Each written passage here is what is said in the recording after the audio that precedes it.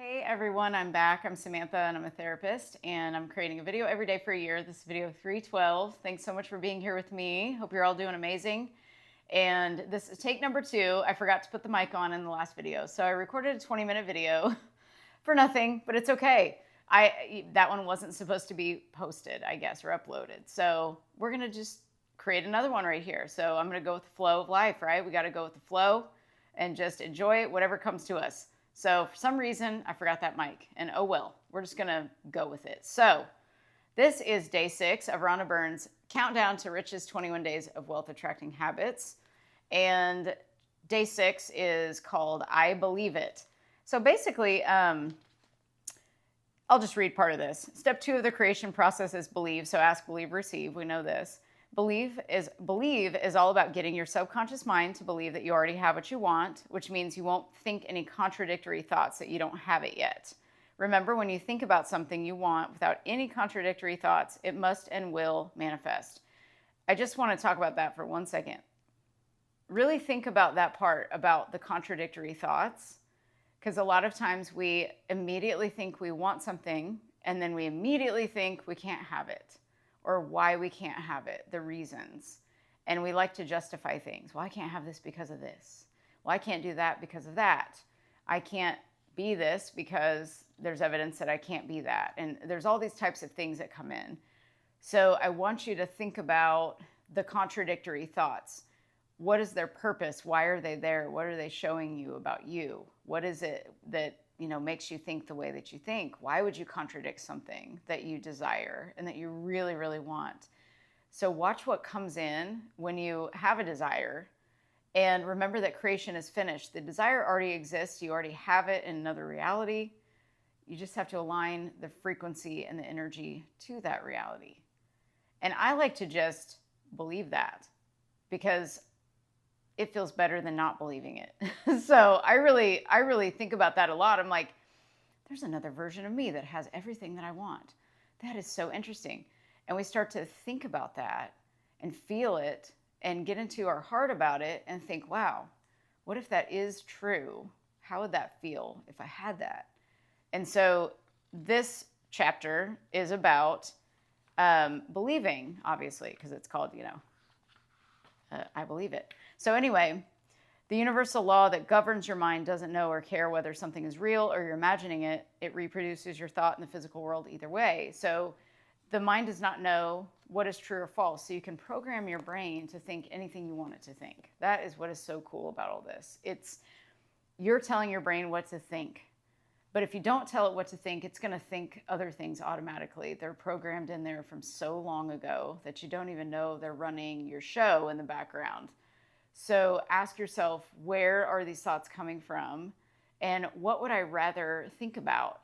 And this practice today is she wants you to pretend that you've just finished purchasing any 3 desires of your choosing. So 3 of the ones that might be on your list. If you started with day 1, we had the list 20 items that you want and the prices next to each one, and then kind of add up the total if you'd like to do that too. Just see what the total is, just for fun.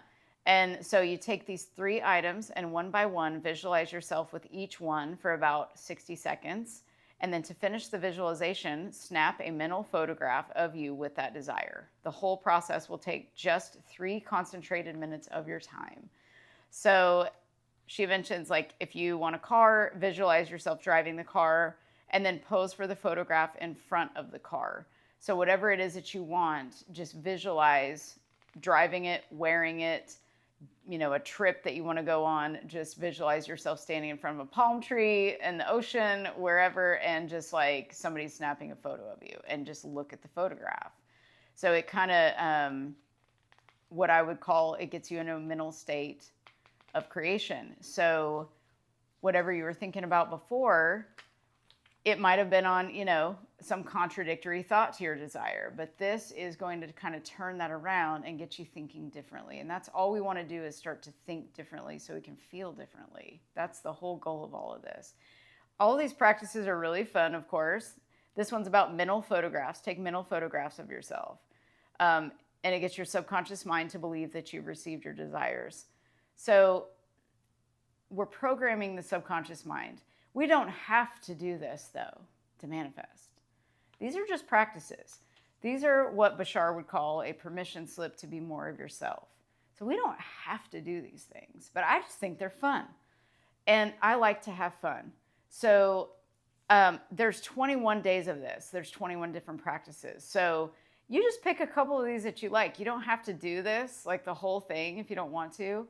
But as I'm going through them each day for the next couple more weeks, just like try some of them and see if any of them could be implemented into your daily practice or routine, whatever you do. And remember, it's not about doing these practices to get anything. It's just we're training our minds to focus in a different way than maybe it's never focused before. And I think we need like an overhaul of our thinking processes in this world right now, or in your own personal world.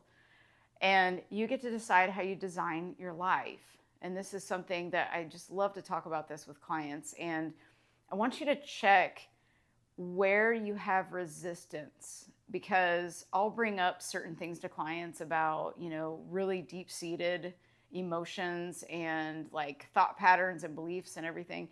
And sometimes they're resistant because they can't, it's almost like there's a wall there. They can't get past certain things. And so always question, why is that resistance there in the first place? Is it protecting me? Am I avoiding something? Am I just not believing that I could actually have what I want? So I've got resistance to thinking in a new way. And there's so many things that are just piled into our brains, and we overthink too. So yes, thinking has a purpose, of course. We've got to think a little bit, we can't just not think. But we've got to use our brain to our advantage instead of our disadvantage. And our disadvantage is when we're not just, thinking the thoughts that actually serve us than the ones that hurt us. And you want to always ask yourself that. That's a good gauge. Is this thought making me feel good or not good? And if it's not good, then it's potentially hurting you. So I get real, big with it. I'm like, oh, I'm hurting myself with my thoughts. I should probably think differently here and start believing differently. So you got to go all in on you. If you make a decision, I don't know if you notice this, but I want you to start noticing this because it's pretty cool. It's like when you make a semi-large decision about your life, like it could be small or large really, but you make this decision that maybe you've needed to make for 3 years, let's say, and all of a sudden you're like, oh, yep, I'm going to do that. Your reality will reorganize around that decision. And sometimes it looks like loss or upheaval of some sort. I've had this happen like probably the last couple of weeks, but definitely this week as we've been, reading these practices and doing these practices daily, I've had some real interesting things come up.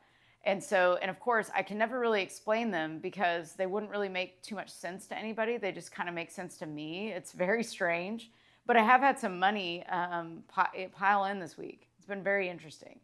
So these things do work when you focus on abundance versus scarcity, and when you're in a place of power versus like being in lack. And like, I don't like the word victim, but we're kind of in victim mode sometimes. Like we got to be real.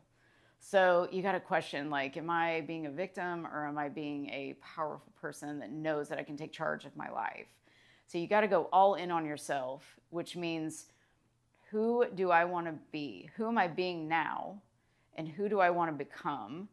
And align to that. It's all about congruence. It's like, make sure that everything lines up and fits together and makes sense and lines up with that new reality, that new identity that you're wanting to become, that new self. Because we've got the old self and the new self, self one, self two. Remember that whole thing. We've talked about that a million times. And sometimes that self one wants to come out and play, and you're like, you got to remind yourself, no, I'm going over here now. I've decided, I made this decision last week. Like I'm going to stick by myself, and I'm going to keep the promises I made to myself. So that is a very good thing to start doing, is asking yourself, what am I not doing that I've been saying I'm going to do for a long time? Where could I do better in certain ways that would benefit me more than what I'm doing now? Where am I falling short with myself? Because if you're not taking care of you, it's going to be very difficult to take care of others. and love them in what I would call like love them properly, I guess. Like you got to love yourself properly. You got to be kind to yourself and gentle with yourself so you can also be that way with others. And that comes out in your work, your business, your parenting, your relationships. It just overflows.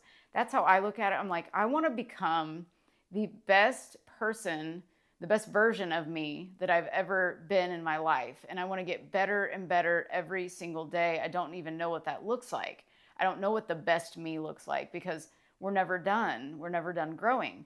So you always want to just get better and better. And that's my goal. It's just, and for you, if you want to do that, I'm right here with you. Like I am so like-minded with you. It's hard to find like-minded individuals. So if you're in that mindset, I'm right here with you. I am your support team. Like I am all for everyone becoming their best self.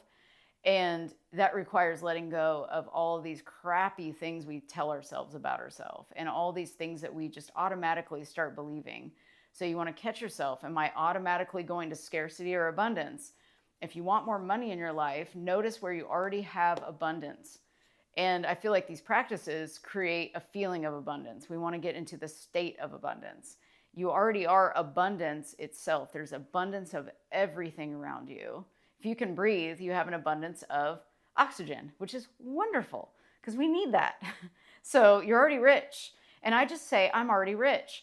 I don't care about the money. The money will come. The money always comes. It always does. Unless you're focused on lack. And then you're going to have like, it'll come in and then it'll immediately go out. So it's like, we want to keep our money. We want to invest our money. So, but first we've got to invest our thoughts into the proper accounts so that they can have a good return on investment, right? We've got to invest our thoughts properly. And we've got to decide that with intention. How do I want to feel today? What do I want to create today in my world? And I get excited about the next day. I'm like, I do the work today and I'm like, oh, I wonder what's going to happen tomorrow. I get so excited. My favorite time of day is waking up in the morning and like checking all the things I like to check and just like seeing what happened overnight and just like being excited about, well, what's going to happen today? I'm excited all the time, but I had to really work on being excited. I had to create that state inside myself because I've got a lot of stuff going on in my life personally that I don't share with anyone. You know, there's a lot going on and so with family stuff and just like, there's a lot. So I have to, and then clients, I've got to be like 100% present with them. And I am able to do that because I've trained myself to get excited about my life.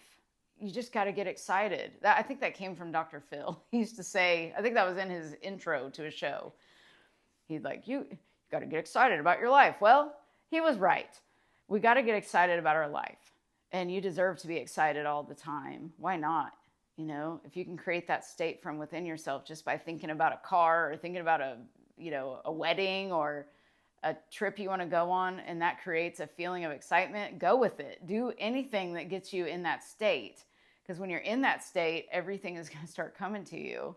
But remember, I think I said this. I don't know if I said this in the other video or this one, but make a decision and then watch how your world will reorganize around that decision. It's very interesting what happens around you. So take your mental photographs. Just take 3 minutes and pick your 3 items, whatever it is, or your 3 places or whatever, and snap a photo of yourself and look at the picture and feel the car, feel the wind, on the beach, feel the sand in your hands, pick up the shells, whatever you like to do on the beach, get on the roller coaster, whatever it is that you want to go do.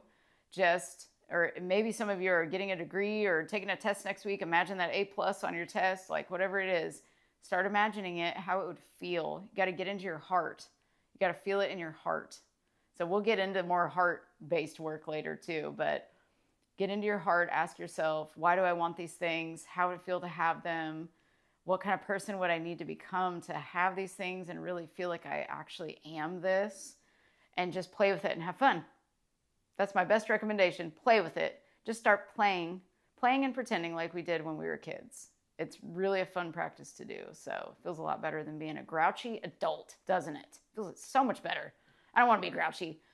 So anyway, thanks for listening. Take number 2. This went well. The other one was completely different than this. So maybe this is the one that needed to come out. So I don't know. So remember, you're so loved. Thank you guys so much for listening. Please like and subscribe if you'd like to. I'd love to have you here with me for the long haul, the long run. And remember to appreciate yourself, because what you appreciate appreciates. And I'll see you tomorrow. Bye.